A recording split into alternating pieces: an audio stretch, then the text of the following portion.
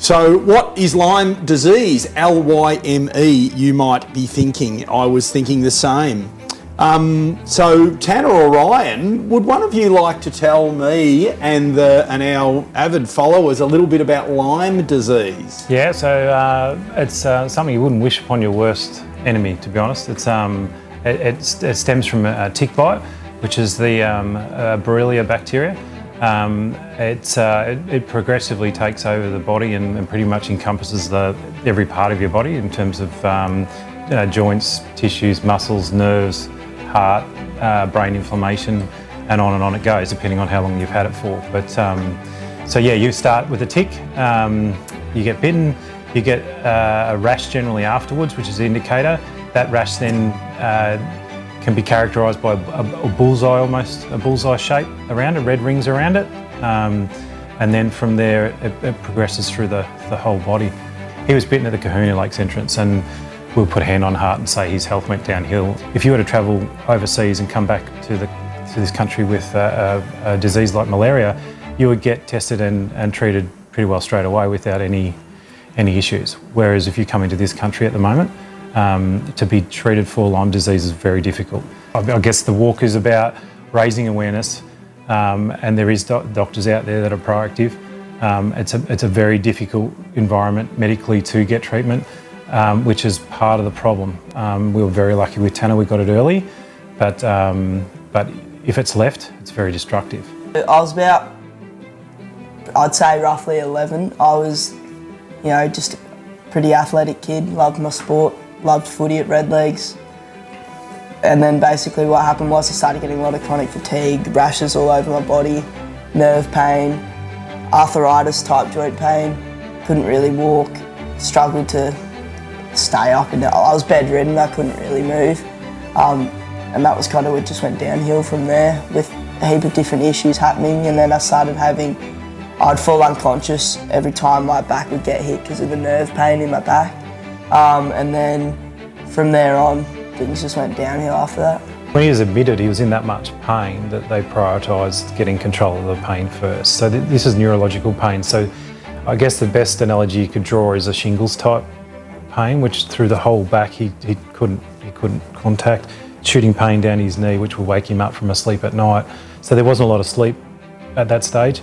So he was on a crash course. He was beside himself by that stage. But these two teams working together to help me. I had other teams like psychologists, all that sort of stuff. Anyway, at the end of my bed one day, this is in hospital, obviously I was laying there going, I want to be kicking the footy, I want to be with my mates, I want to be back at school. Couldn't tell my mates what was wrong with me because I didn't know myself. I was sitting there, literally deteriorating in bed, not knowing what to do, and then I'd have doctors come in, we'll help you, this will happen, this, well, I've got drips in my arm, all sorts of stuff. I then had a psychologist one day, this was after about 2.5 weeks of being in the hospital.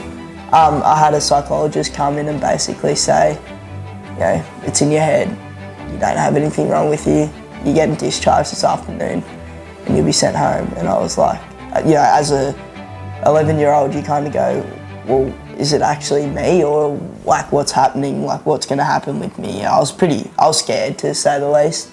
Yeah, so the Lyme Association of Australia was pivotal in us getting Tanner back on track. They're an amazing volunteer organisation. Most of the people within the Lyme Association, they're all either got Lyme or have had Lyme disease, so they know first up how to support. So the funds that go towards the Lyme Association, which is a registered charity, will go towards research in terms of trying to understand the environment within this country and trying to encourage the government and the AMA to support. So there'll be research to support that argument. They will also go towards supporting individuals like Tanner, and like I said, they're an amazing association. Without their support and direction, we were completely lost. So it will go towards funding, supporting kids like Tanner, who, at a ripe old age of 10.5 was battling a disease that you wouldn't wish upon your worst enemy. So, tell us about the walk. Where are you? How long is it? Where are you starting? Where are you finishing? So it's a 145 to 150k walk. all on the sand, so the sand the whole way, the 90 Mile Beach.